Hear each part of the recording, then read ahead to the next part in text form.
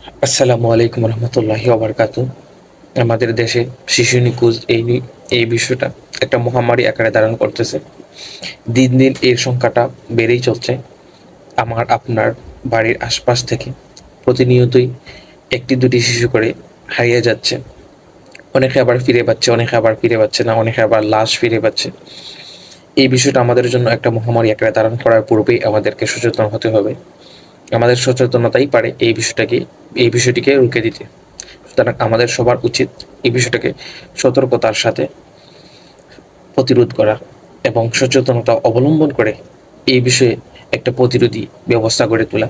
শুধু আইনের উপর নির্ভর থাকলে হবে না, আমাদের সবাইকে এই বিষয়ে ভূমিকা রাখতে হবে। আমরা আমাদের বাড়ির আশপাশে যদি কখনো কোনো সন্দেহভাজন ব্যক্তি দেখতে পাই, তাহলে আমরা ওই ব্যক্তিকে সাথে সাথে পুলিশের কাছে না দিয়ে আমরা একটু সময় নিয়ে আমরা যদি ওই ব্যক্তির উপর লক্ষ্য রাখি এবং দেখি তার গতিবিধি পর্যালোচনা করি এবং আমরা আমাদের আশপাশের ব্যক্তি যারা আছে তাদেরকে অবগত করি, এর মাধ্যমে আমরা সচেতনতা তৈরি করতে পারি, যাতে করে ওই ব্যক্তির মাধ্যমে কোনো শিশু অপহরণ হতে না পারে। এই বিষয়গুলো আমাদের লক্ষ্য রাখতে হবে এবং অতিরিক্ত সন্দেহভাজন ব্যক্তি মনে হলে আমরা আইনের সহযোগিতা নিতে পারি। আমাদের আশপাশে থানাগুলিতে আমরা যোগাযোগ করতে পারি এবং ওই ব্যক্তিদেরকে আইনের হাতে তুলে দিতে হবে।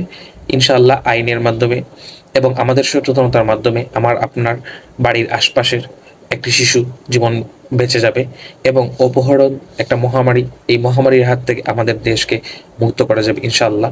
আমাদের সবাইকে সচেতনতা অবলম্বন করা উচিত এবং সচেতনতা অবলম্বনের মাধ্যমে এই মহামারী প্রতিরোধ করতে হবে। ধন্যবাদ সবাইকে। আসসালামু আলাইকুম।